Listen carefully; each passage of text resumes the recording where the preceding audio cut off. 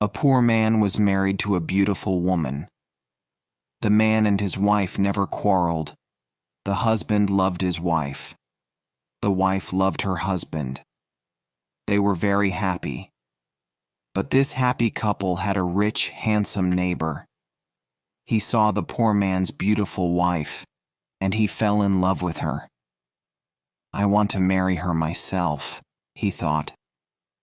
Every day, when the woman's husband was working in the fields, the rich man went to the poor man's house. "You're a beautiful woman," he said to the poor man's wife, "but your clothes are old. Why doesn't your husband buy new pretty clothes for you? I'm sure he doesn't love you. If he loved you, he would buy wonderful clothes for you. Divorce him and marry me. I will buy you beautiful new clothes, the best in the land. Then you will be the most beautiful woman in Ethiopia." At first the woman didn't listen to the rich man, but he came to her house every day, and every day he said the same things. At last she began to think, "Perhaps my neighbor is right. Why doesn't my husband buy beautiful new clothes for me? Perhaps he doesn't love me." That night, she said to her husband, "Look at me, husband. My clothes are old and ugly. I want new ones. Buy me some new clothes." Her husband smiled at her. "You don't need new clothes," he said. "You are the most beautiful woman in the world to me." She was angry. "Don't you love me?" she said. "If you love me, buy me a new dress." Her husband loved his wife, and he wanted to please her. "I have only a little money," he thought, "and I need a new plow, but I want my dear wife to be happy." So the next day, he went to the market, and he bought a new dress for his wife. He took it home to her, and she put it on. "Thank you, my dear husband," she cried. "Now I know that you love me." When the rich man came to see her again, she was wearing her new dress. "You see," she said to him, "my husband loves me very much. He bought me this beautiful new dress." The rich man shook his head. "But a good husband doesn't only give his wife new clothes," he said. "He gives her gold. Where's your gold necklace? Where are your gold rings? Why doesn't your husband give you those?" He opened a box and showed her some beautiful gold jewelry.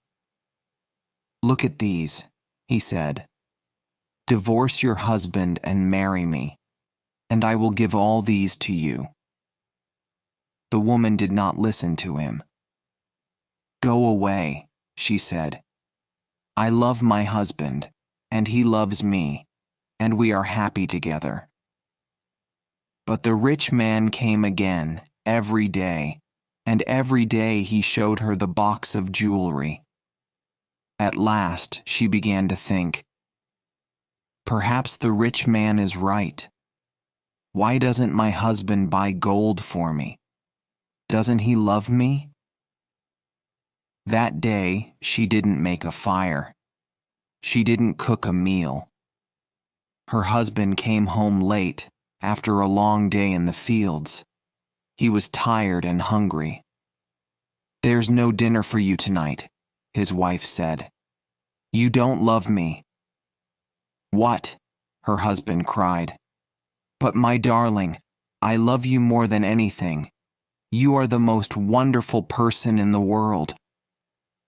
"Then why don't you buy me some gold jewelry?" she said. "When a man loves his wife, he gives her a gold necklace and rings for her fingers." Her husband looked worried. "I spent money on her new clothes," he thought. "How can I find more for gold? I'll go and see my brother." Perhaps he will lend me the money. I must buy gold for my dear wife. I want her to be happy. The next day, he went to visit his brother. "Lend me some money, brother," he said, "and I will work for you in your field." "All right," his brother said, "but you must work hard. There are many stones in my field, and you must move them all away." Her husband agreed and took the money. He went to the market and bought some gold jewelry. Then he took it home to his wife. His wife was very happy. She put the necklace round her neck and put the rings on her fingers. "Look at me," she said. "Am I not beautiful?" "You're very beautiful," her husband said. "If you are happy, I am happy." She put her arms round his neck. "Thank you. Thank you, my dear husband," she said. "Now I know that you love me." The next day, her husband went out very early, before the sun rose in the sky. He ran to his brother's field. It was covered with stones. "I must work very hard now," he thought. "I must start early and stop late. I must pay my debt to my brother." His wife was working happily at home. "I'll make a wonderful dinner for my husband tonight," she thought. "He gives me wonderful presents. He works hard for me. I know that he loves me." "Hello?" a voice called out. "Are you there?" The woman went outside. Her rich neighbor was there. "Ah, it's you," the woman said. "Listen, neighbor, you were wrong about my husband. Yesterday he bought me this beautiful jewelry. He loves me very much, and I love him. I will not divorce him. I will not marry you." The rich man was worried. Her husband loves her too much, he thought. If I want her, I must be clever. At last he said, "Your husband gave you clothes and jewelry, but I can give you more than that." "What? What do you mean?" the woman cried. "Can your husband make miracles?" the rich man asked. "Miracles? No, of course he can't make miracles," the woman answered. "Only God can make miracles. Men cannot make them." "But I can," the man said, "because I love you. Love can make miracles. If your husband loves you, he can make miracles for you. If you love me, I will make miracles for you." "Make a miracle for me now," the woman said. "I can't," the rich man answered. "You must promise to love me first. You must leave your husband and come to me. Then I will make wonderful, wonderful miracles for you." The woman said nothing, and the rich man went away. That night, the poor man came home late. He was very tired and hungry. His wife brought water for him, and he washed himself. She brought delicious food for him, and he ate it. "My poor husband," she thought. "He works so hard for me, and he is so tired and hungry. The rich man is foolish. How can my husband make miracles? It's impossible." But the next day, and the day after, and the day after that, the rich man came to her house again.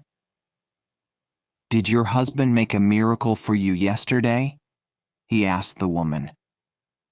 "Leave him and love me, and I will make many, many miracles for you every day."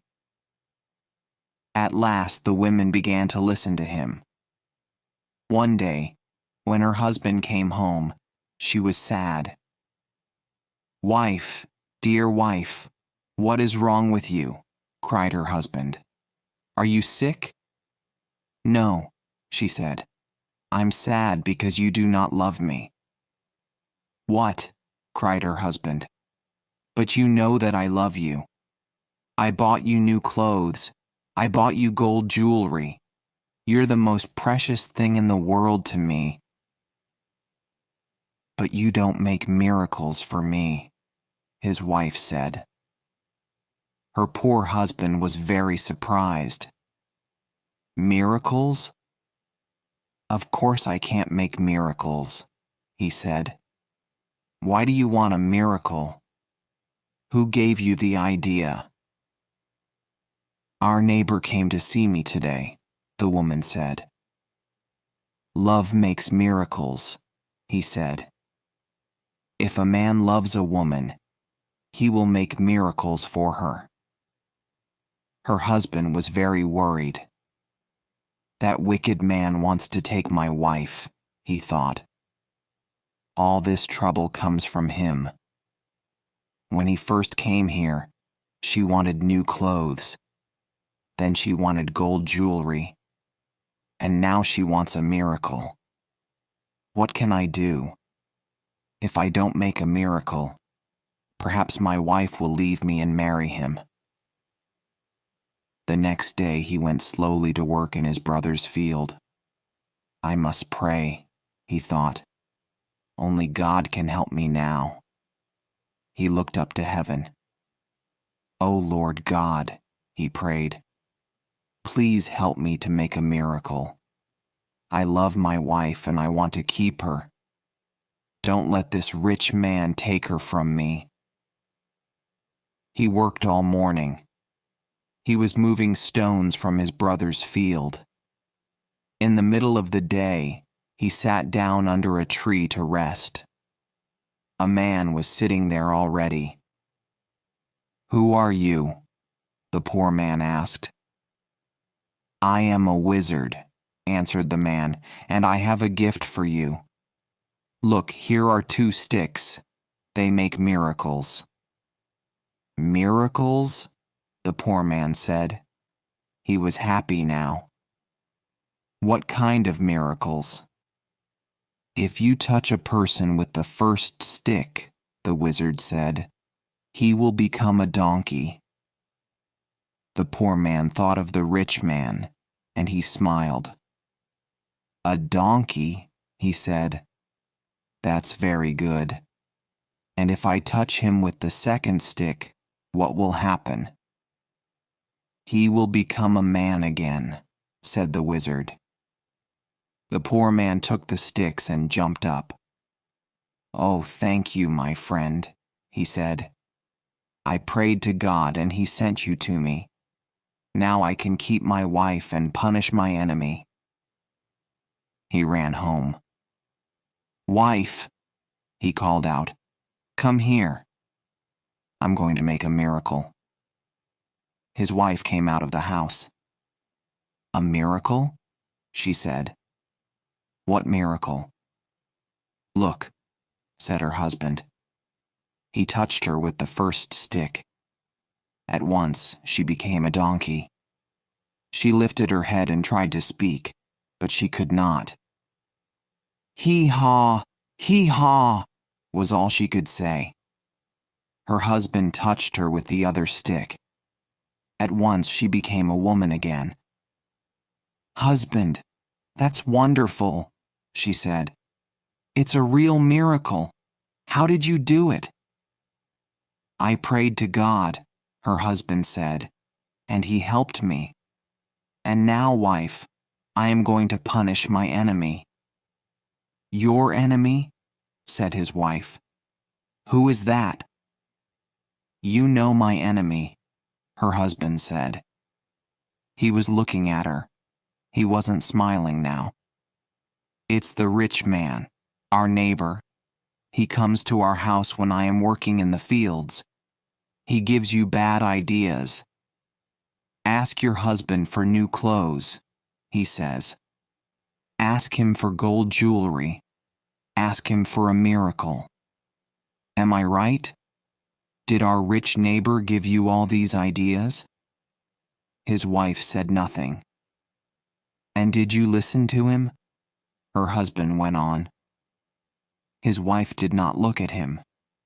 She was ashamed. "I'm sorry," she said. "It's true. He said all those things. He wanted me to divorce you and marry him. And I listened to him." "And do you want to divorce me and marry him?" her husband asked. She looked at him. Her eyes were full of tears. "No. Dear husband, I want to stay with you forever, and I will never listen to him again." "Then take this stick," her husband said, "and touch the rich man with it." He gave his wife the first stick, but he hid the second one in the roof. The next day, he went to work. Soon, the rich man arrived at the woman's house. "Well," he asked her, "and can your husband make miracles yet?" "Yes," she said, and she touched him with the first stick. At once the rich man changed into a donkey. "Now," said the woman, "you can go to work and help my dear husband." She took the donkey out to the fields. Her husband was working there. He was moving stones from his brother's field. "Ah," he said, "a donkey. Now I can finish the job quickly." From that day, the poor man gave the donkey many heavy loads to carry. The donkey carried stones away from the fields. It took sacks of teff to the market, and it brought flour and coffee home again. For many years, the donkey worked for the poor man. The poor man was not so poor now. The donkey was helping him. He was becoming richer. One day the poor man looked at the donkey. It was tired and old. It stood still. Its head was bent down. The poor man was sorry for it. He went into his house and brought out the second stick. Then he touched the donkey with it. At once the rich man stood there. But he was not a handsome young man now. He was old. His back was bent. He was very, very tired. "You tried to take my wife away from me," the poor man said. "That was wrong. Go home now. Don't look at other men's wives again." The rich man went away, and he never came back again. But the poor man and his wife lived happily together for many more years.